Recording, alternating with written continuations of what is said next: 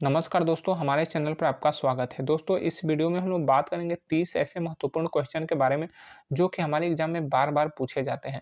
तो चलिए हम लोग अपने वीडियो को प्रारंभ करते हैं। हमारा पहला क्वेश्चन है कि रक्त का रंग लाल क्यों होता है? तो रक्त का रंग लाल होता है हीमोग्लोबिन के कारण। जी हाँ दोस्तों, हीमोग्लोबिन जिसे हम लोग आरबीसी भी कहते हैं। आरबीसी मतलब रेड ब्लड सेल, ठीक है? जिसे हिंदी में हम लोग कहते हैं लाल रक्त कोशिकाएँ। इन्हीं के कारण जो है रक्त का रंग जो है लाल होता है। अगला आपका क्वेश्चन है कि राज्यसभा का कार्यकाल कितना होता है? तो राज्यसभा का जो कार्यकाल होता है वो अनंत होता है, ठीक है? राज्यसभा का कार्यकाल अनंत होता है, जबकि राज्यसभा का सदस्यों का कार्यकाल जो है वह 6 साल का होता है। राज्यसभा का कार्यकाल अनंत का मतलब कि राज्यसभा को कभी भंग नहीं किया जा सकता, इसीलिए इसे अस्थायी सदन यानी कि परमानेंट सदन कहा जाता है। जबकि लोकसभा को जो है कभी भी भंग किया जा सकता है और इसीलिए उसे अस्थायी सदन कहा जाता है, ठीक है? हमारा अगला क्वेश्चन है कि मेघालय की राजधानी क्या है? तो मेघालय की राजधानी है शिलांग। जी हाँ दोस्तों, मेघालय की राजधानी शिलांग है। दोस्तों, आप लोग जिस भी स्टेट की तैयारी करते हैं, आप उस स्टेट में कुल कितने ज़िले हैं, इसे याद रखिएगा क्योंकि आपके एग्ज़ाम में 1 नंबर का क्वेश्चन पूछ देता है। अगला आपका क्वेश्चन है कि भारत के किस राज्य की सीमा सबसे ज़्यादा देशों से लगी है? तो भारत के 2 राज्य ऐसे हैं जिनकी सीमा जो है सबसे ज़्यादा देशों के साथ लगी है और वो दोनों राज्य कौन है? तो सिक्किम। सिक्किम की सीमा 3 देशों से लगी है, नेपाल, भूटान और चाइना से, जबकि पश्चिम बंगाल की सीमा जो है नेपाल, भूटान और बांग्लादेश से लगा हुआ है। अगला आपका क्वेश्चन है कि विश्व का सबसे छोटा महाद्वीप कौन है? तो वह है ओशिनिया। जी हाँ दोस्तों, ओशिनिया विश्व का सबसे छोटा महाद्वीप है। बहुत से लोग कहते हैं कि ऑस्ट्रेलिया है, लेकिन ऑस्ट्रेलिया महाद्वीप नहीं है, ऑस्ट्रेलिया एक द्वीप है। ठीक है, ये एक द्वीप है ऑस्ट्रेलिया एक द्वीप है। ओशिनिया महाद्वीप पर जो है ऑस्ट्रेलिया जो है 82% अकेले जो है वह भूमि को कब्जा किया है, इसीलिए उसे लोग द्वीप मान लेते हैं ऑस्ट्रेलिया को, लेकिन ऑस्ट्रेलिया द्वीप नहीं है, ओशिनिया द्वीप है और ओशिनिया द्वीप में ही ऑस्ट्रेलिया है, न्यूजीलैंड है, टोंगो है और भी 14 कंट्री हैं। और सबसे बड़ा द्वीप कौन-सा है? तो वह है एशिया महाद्वीप। अगला आपका क्वेश्चन है कि चींटी दस्त में कौन-सा अम्ल होता है? यानी कि जो चींटी हमें डंक जब मारती है, चींटी जो हमें कभी चींटी काट देती है, तो हमारा शरीर जो है जहाँ पे चींटी काटती है वहाँ पे थोड़ा-सा फूल जाता है। तो वो किस लिए होता है? तो हमारे शरीर में फार्मिक अम्ल जो है चला जाता है, इसीलिए वहाँ पे जो है सूजन टाइप का हो जाता है। चाहे बिच्छू काटे, बिच्छू में भी फार्मिक अम्ल होता है, जो बर्रे होते हैं उनमें भी, जो ततैया होती है उनमें भी फार्मिक अम्ल होती है। अगला आपका क्वेश्चन है कि भारत भूषण की उपाधि किसे प्राप्त है? तो भारत भूषण की उपाधि प्राप्त है चाणक्य को। दोस्तों, आप जो है अपने महापुरुषों के उपनाम को जो है क्लियर रखिएगा क्योंकि 1 नंबर का क्वेश्चन जो है पूछ देता है कि राष्ट्रबंधु किसे कहा जाता है? आधुनिक मीरा का किसे कहा जाता है? गुरुदेव की उपाधि किसे प्राप्त है? तो 1 नंबर का क्वेश्चन आता है, आप लोग इसे क्लियर कर लीजिएगा। अगला आपका क्वेश्चन है कि तेज़ गति से चलती ट्रेन के चारों ओर वायुमंडलीय दाब का मान क्या होता है? तो दोस्तों, जब ट्रेन चलती है काफ़ी स्पीड से, तो ट्रेन के चारों ओर या फिर कोई भी पिंड जो है काफ़ी स्पीड से फेंका जाता है या फिर जो है वह चलता है, तो उसके चारों ओर जो है वायुमंडलीय दाब काफ़ी कम हो जाता है। इसीलिए उसके किनारे खड़ा व्यक्ति जो है वायुमंडलीय दाब कम होने के कारण जो है पिंड के तरफ खींचा आता है और वह जो है ट्रेन से कट जाता है या फिर ट्रेन के साथ उसका एक्सीडेंट हो जाता है। तो जब ट्रेन ट्रेन तेज़ चलती है या पिंड कभी भी कोई तेज़ चलता है, तो उसके आस-पास जो है वायुमंडलीय दाब काफ़ी कम हो जाता है। अगला आपका क्वेश्चन है कि एमएलए का फुल फॉर्म क्या होता है? तो एमएलए का फुल फॉर्म होता है मेंबर ऑफ लेजिस्लेटिव असेंबली, ठीक है? कहने का मतलब कि जो व्यक्ति विधानसभा में बैठता है उसे एमएलए कहा जाता है, जबकि जो व्यक्ति विधान परिषद में बैठता है उसे कहता है मेंबर ऑफ लेजिस्लेटिव काउंसिल, ठीक है? तो बहुत से लोग एमएलए और एमएलसी में कन्फ्यूजन रहता है, तो मैं आपको बता दूँ कि एमएलए जो होता है वह विधानसभा में बैठता है, एमएलसी जो है विधान परिषद में बैठते हैं। दोस्तों, कहने का मतलब ये है कि जिस तरह से भारतीय संसद के 2 अंग है, राज्यसभा और 3 अंग है, जबकि 2 सदन है, राज्यसभा और लोकसभा। उसी तरह से 6 भारत के ऐसे राज्य हैं जहाँ पे विधानमंडल, विधान परिषद दोनों है, ठीक है? विधानसभा और विधान परिषद दोनों हैं, यानी कि वहाँ पे विधानमंडल है। तो जो विधायक जो है, जो हम जिन्हें चुनते हैं वो एमएलए होते हैं, वो विधानसभा में बैठते हैं, जबकि जो विधायक जिन्हें हम लोग नहीं चुनते हैं, हम लोग वोट नहीं करते हैं, उनका चुनाव इनडायरेक्टली होता है, तो वह एमएलसी होते हैं। इनका कोई ज़्यादा जो है पावर नहीं होता है, इन्हें लोग ज़्यादा जानते-पहचानते नहीं हैं, तो ये एमएलसी होते हैं, ये विधान परिषद में बैठते हैं।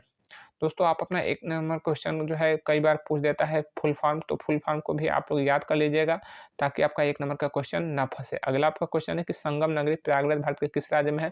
तो दोस्तों, जो संगम नगरी है उसे प्रयागराज कहा जाता है, ठीक है? प्रयागराज को ही संगम नगरी कहा जाता है क्योंकि प्रयागराज में ही गंगा, जमुना और सरस्वती का जो है संगम होता है और ये प्रयागराज जो है उत्तर प्रदेश राज्य में पड़ता है।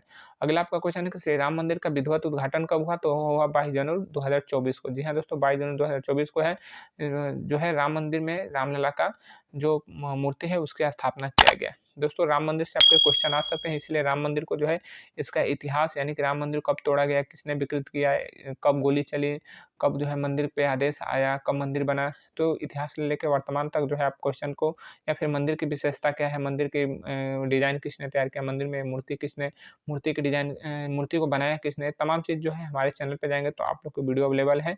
इतिहास से लेके जो है वर्तमान तक और मंदिर की विशेषता तक, उसे याद रखिएगा ताकि आपका 1 नंबर का क्वेश्चन मिस ना हो जाए। अगला आपका क्वेश्चन है कि बिनु सतसंग विवेक ना होय, कर्म कृपा बिनु सुलभ न सोय। इसमें सतसंग शब्द का पर्यायवाची क्या है? तो दोस्तों ये आपका हिंदी से क्वेश्चन है और इसका सतसंग शब्द का पर्यायवाची है अच्छे व्यक्तियों का साथ। जी हाँ, तो सतसंग शब्द का अर्थ होता है अच्छे व्यक्तियों का साथ। दोस्तों ये रामायण के रामचरितमानस का एक चौपाई है, ताकि इस अब जो है ऐसे क्वेश्चन इसलिए पूछे जा रहे हैं ताकि आपका व्यक्तित्व का विकास भी हो और हिंदी का क्वेश्चन भी हो जाए। अगला आपका क्वेश्चन है कि बीडीसी का फुल फॉर्म क्या होता है? तो दोस्तों बीडीसी का फुल फॉर्म होता है ब्लॉक डेवलपमेंट काउंसिल। जी हाँ दोस्तों, ब्लॉक डेवलपमेंट काउंसिल। बहुत से लोग जो अपने गाँव में चुनाव जब आता है और वो वोट देते हैं तो बीडीसी को भी वोट देते हैं, लेकिन उन्हें नहीं पता होता है कि बीडीसी का अधिकार क्या है, बीडीसी का कार्य क्या है। उनको लगता है कि बस बीडीसी का कार्य है कि ब्लॉक प्रमुख के चुनाव में बस जाके बिक जाना और कुछ पैसे पा लेना, उनको इतना ही लगता है, लेकिन ऐसा नहीं है। बीडीसी को भी काफ़ी ज़्यादा पावर प्राप्त होते हैं, बीडीसी को वेतन मिलता है, भत्ता मिलता है तथा अन्य भी सुविधा मिलते हैं। तो ये क्या होता है डिटेल में आप जानने के लिए हमारे चैनल पे जाएँगे तो मैंने पूरा सेपरेट वीडियो बनाया है, इसे आप लोग देख लीजिएगा, ताकि वोट डालने से पहले एक बार समझ जाए कि क्षेत्र पंचायत जो सदस्य होते हैं, जिनके बीच से ही आपका जो है ब्लॉक प्रमुख चुना जाता है, तो वो कैसे होता है, सारी डिटेल आपको मैंने बताया है, आप लोग जाके देखिएगा उस वीडियो को। अगला आपका क्वेश्चन है कि आर्मी का आदर्श वाक्य क्या है? तो दोस्तों आप लोग जो है अपने डिफेंस एग्ज़ाम कर रहे हैं, तैयारी हो रही हो, या फिर आपके जो है किसी भी एग्ज़ाम की तैयारी करते हैं तो आप लोग इस जो है वीडियो को ज़रूर देख लीजिएगा, क्योंकि आदर्श वाक्य कई बार पूछ देता है एग्ज़ाम में कि आर्मी का आदर्श वाक्य बताइए, बीएसएफ का आदर्श वाक्य बताइए, एनएसजी का हेडक्वार्टर कहाँ है? तो दोस्तों आपका 1 नंबर का क्वेश्चन ना छूटे, इसीलिए इस चैनल हमारे चैनल पे जाके वीडियो को ज़रूर देख लीजिएगा। और आर्मी का आदर्श वाक्य होता है स्वयं से पहले सेवा, यानी कि सर्विस बिफोर सेल्फ। अगला आपका क्वेश्चन है कि श्री भरत की माता का क्या नाम है? तो दोस्तों श्री भरत की माता का नाम है कैकेयी। जी हाँ दोस्तों, कैकेयी जो है भरत जी की माता जी हैं, और राम की माता का क्या नाम है? तो उनका नाम है कौशल्या, इसीलिए कहा जाता है कौशल्या नंदन राम। अगला आपका क्वेश्चन है किस रक्त समूह को सर्वग्राही समूह कहा जाता है? तो सर्वग्राही समूह कहा जाता है एबी को, जबकि ओ जो ब्लड ग्रुप है उसे सर्वदाता समूह कहा जाता है। अगला आपका क्वेश्चन है कि वायुसेना का दक्षिणी कमान कहाँ है? तो वह है केरल की राजधानी तिरुवनंतपुरम। दोस्तों आपके जो है एग्जाम में कई बार क्वेश्चन आते हैं कि थल सेना का पूर्वी कमांड कहाँ है, उत्तरी कमांड कहाँ है, एयरफोर्स का पश्चिमी कमांड कहाँ है, नेवी का दक्षिणी कमांड कहाँ है, तो इसे ज़रूर याद रखिएगा। और आप लोग डिफेंस की तैयारी करते हैं तो आपके लिए बहुत ज़रूरी है, आपके लिए ये बेसिक चीज़ें हैं, आप लोग इसे ज़रूर ध्यान दीजिएगा, याद कर लीजिएगा, ताकि 1 नंबर का क्वेश्चन भी ना फंसे और आपका बेसिक भी मजबूत हो जाए। दोस्तों तीनों सेनाओं का जो सैन्य कमांड है ये कितने हैं? तो आर्मी के 7 है, एयरफोर्स के 7 है और नेवी के 3 है। तो भारत में कुल कितने सैन्य कमांड है? तो वह है 17। अगला आपका क्वेश्चन है कि पूर्वी रेलवे का मुख्यालय कहाँ है? तो दोस्तों जो पूर्वी रेलवे है इसका मुख्यालय है कोलकाता। अगला आपका क्वेश्चन है कि राज्य का सबसे बड़ा पुलिस अधिकारी कौन होता है? तो होता है director general of police. DGP जो है सबसे बड़ा पुलिस अधिकारी होता है, जिसे राज्य का पुलिस महानिदेशक भी कहा जाता है। अगला आपका क्वेश्चन है कि महाभारत के लेखक कौन है? तो महाभारत के लेखक है महर्षि वेद व्यास। दोस्तों पुस्तक और उनके लेखक से भी क्वेश्चन आते हैं, इसीलिए आप लोग इसे क्लियर कर लीजिएगा, इसे बिल्कुल अच्छी तरह से याद कर लीजिएगा कि रामायण के लेखक कौन है, ग्राम स्वराज के लेखक कौन है, पंचतंत्र के लेखक कौन है, क्योंकि बहुत ही इंपॉर्टेंट मैंने जो पुस्तक है उसको शामिल किया है अपने वीडियो में, इसे आप लोग जरूर देख लीजिएगा ताकि आपका 1 नंबर का क्वेश्चन छूट ना जाए। अगला आपका क्वेश्चन है कि हिंदी महीने में कुल कितने पक्ष होते हैं? तो हिंदी महीने में कुल 2 पक्ष होते हैं, कृष्ण पक्ष और शुक्ल पक्ष। अगला आपका क्वेश्चन है, और दोस्तों हिंदी महीने में जो हिंदी कैलेंडर होता है, कैलेंडर को हिंदी में कहा जाता है दिन दर्शिका। तो जो हिंदी कैलेंडर होता है उसमें भी 12 महीने होते हैं अंग्रेजी कैलेंडर की तरह, और हिंदी महीने में हिंदी कैलेंडर का प्रथम महीना कौन होता है? तो होता है चैत्र होता है, और आखिरी महीना जो है फाल्गुन होता है। दोस्तों कई बार ये क्वेश्चन पूछता है, आप लोग जो है 12 महीने का नाम याद कर लीजिएगा। अगला आपका क्वेश्चन है कि मध्य प्रदेश में गाँव का प्रथम नागरिक किसे कहते हैं? तो दोस्तों मध्य प्रदेश में गाँव का प्रथम नागरिक जो है वो सरपंच होता है। दोस्तों अगर क्वेश्चन आ जाए कि उत्तर प्रदेश में गाँव का प्रथम नागरिक किसे कहते हैं? तो वो होता है प्रधान। क्वेश्चन आ जाए कि बिहार का प्रथम नागरिक किसे कहते हैं? तो होता है मुखिया। बिहार और झारखंड में मुखिया कहा जाता है, जबकि हरियाणा, मध्य प्रदेश, गुजरात, महाराष्ट्र में जो है गाँव का प्रथम नागरिक कहा जाता है सरपंच, यानी कि गाँव का जो सर्वे सर्वा होता है, जो उत्तर प्रदेश में ग्राम प्रधान कहा जाता है। तो स्टेट स्टेट में जो है नाम बदल जाता है, लेकिन इनके कार्य भी अलग होते हैं। तो हमारे चैनल पे जाकर जो है प्रधान, मुखिया, सरपंच तीनों में क्या अंतर होता है, आप लोग इसे ज़रूर देखिएगा, ताकि आपका जो गाँव लेवल की जो राजनीति है वो मजबूत हो जाए। अगला आपका क्वेश्चन है कि मीनाक्षी मंदिर कहाँ है? तो मीनाक्षी मंदिर जो है मदुरई में है, और मदुरई कहाँ है? तो ये तमिलनाडु राज्य में है। अगला आपका क्वेश्चन है कि आस्तिक बनिए, अंधविश्वासी नहीं है, किसका कथन है? तो स्वामी विवेकानंद जी का कथन है। बहुत ही बेहतरीन कथन है कि आस्तिक बनिए, सही है, ठीक है, आस्तिक बनिए, विश्वास रखिए किसी में, लेकिन अंधविश्वासी मत बन जाइए। यानी कि जो व्यक्ति कोई कह दे कि पत्थर में जो है भगवान बसे हैं, और पत्थर में माथा लड़ा-लड़ा के जो है आप सोचेंगे भगवान आएँगे, लेकिन ऐसा नहीं होगा। माथा जो है आपका फूट जाएगा, पत्थर वैसा के वैसे ही रह जाएगा। तो वास्तविक बनिए, जो है आस्तिक बनिए, लेकिन अंधविश्वासी न बनिए, और जो है जो अपने बुद्धि, विवेक और तर्क का इस्तेमाल करके किसी भी बातों में विश्वास कीजिए। दोस्तों, आप कथन और नारे को जो क्लियर कर लीजिएगा, क्योंकि 1 नंबर का क्वेश्चन कई बार पूछे जाते हैं इससे। अगला आपका क्वेश्चन है कि सबसे ज़्यादा सैलरी किस राज्य के विधायक को मिलता है? तो वह है झारखंड, ठीक है।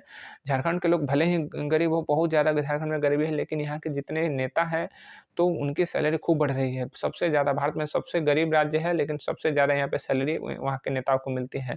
1 नंबर के आलसी नेता, चाहे किसी भी स्टेट के हो, सभी के सभी जो है चोर नेता हैं, और सभी के सभी जो है वो क्या करते हैं कि भ्रष्टाचार को बढ़ावा दे रहे हैं, क्योंकि जो है वो ज़िम्मेवारी लेते हैं 5 साल का कि हम अपने राज्य के लिए शपथ लेते हैं कि राज्य के जनता के लिए, राज्य के लोगों के लिए हम बहुत कुछ करेंगे, लेकिन करते कुछ नहीं, केवल वो स्वयं के लिए करते हैं।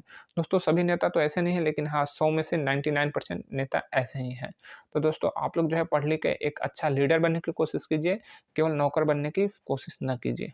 अगला आपका क्वेश्चन है कि पृथ्वी की त्रिज्या कितनी होती है? तो पृथ्वी की त्रिज्या होती है 6371 किलोमीटर। अगला आपका क्वेश्चन है कि थल सेना दिवस कब मनाया जाता है? तो दोस्तों, थल सेना दिवस मनाया जाता है 15 जनवरी को। दोस्तों, आप लोग राष्ट्रीय दिवस को भी क्लियर रखें, क्योंकि कई बार क्वेश्चन आ जाते हैं 1 नंबर के, किसान दिवस कब मनाया जाता है, शहीद दिवस कब मनाया जाता है, संविधान दिवस कब मनाया जाता है, तो इसे याद रखिएगा। दोस्तों, थल सेना दिवस जो है 15 जनवरी को मनाया जाता है, लेकिन अगर क्वेश्चन आ जाए कि वायु सेना दिवस कब मनाया जाता है, तो वो 8 अक्टूबर, जल सेना दिवस 4 दिसंबर। दोस्तों, इस ट्रिक को याद कर लीजिएगा, 1584, इससे आपको तीनों सेनाओं का दिवस पता हो जाएगा, क्योंकि देखिए सबसे पहले जो है जनवरी आता है, तो 15 जनवरी, उसके बाद अक्टूबर आता है 8 अक्टूबर, उसके बाद दिसंबर आता है 4 दिसंबर। इससे आपका जो है तीनों सेनाओं का याद आ जाएगा, यानी कि 1584 जनवरी, अक्टूबर और दिसंबर। दोस्तों, मुझको भी पहले काफ़ी कन्फ्यूजन हो जाता था तीनों सेनाओं का याद करने में, लेकिन इस ट्रिक से मैंने इसे याद कर लिया है। आप लोग भी इसी ट्रिक का इस्तेमाल कीजिएगा। अगला आपका क्वेश्चन है कि नौसेना का लेफ्टिनेंट थल सेना के किस अधिकारी के समकक्ष? दोस्तों, इस तरह के भी क्वेश्चन है, कई बार हमारे एग्जाम में पूछे जाते हैं, तो हमारे चैनल पे जाके इस वीडियो को देख लीजिएगा। इससे आपका जो है पता चल जाएगा कि कौन सा रैंक जो है मिलिट्री के तीनों सेनाओं में कौन सा रैंक किसके बराबर होता है। तो क्वेश्चन है कि नौसेना का लेफ्टिनेंट, तो दोस्तों जो लेफ्टिनेंट होता है, ये सब लेफ्टिनेंट से बड़ा होता है। तो थल सेना के किस अधिकारी के बराबर होगा? तो थल सेना का सबसे छोटा अधिकारी होता है कमीशन्ड रैंक का लेफ्टिनेंट। तो ये जो है लेफ्टिनेंट से एक रैंक ऊपर जाएगा, तो कौन हो जाएगा? तो कैप्टन, ठीक है। तो नौसेना का जो लेफ्टिनेंट है वो थल सेना के किस अधिकारी के समकक्ष होगा? तो वह थल सेना के कैप्टन के समकक्ष होगा। दोस्तों, इस वीडियो को जरूर देख लीजिएगा, ताकि जो है इस तरह से क्वेश्चन आपका जो है 1 नंबर का क्वेश्चन जो है बिल्कुल ना फंसे। तो इसका आंसर हो जाएगा कैप्टन। दोस्तों, आपके 30 क्वेश्चन जो बार-बार पूछे जाते हैं वो क्लियर हो गए। आपका आखिरी क्वेश्चन है कि भारत में कुल कितने राज्य हैं? हमें कमेंट में ज़रूर बताइएगा। मिलेंगे अगले वीडियो में, तब तक के लिए जय हिंद।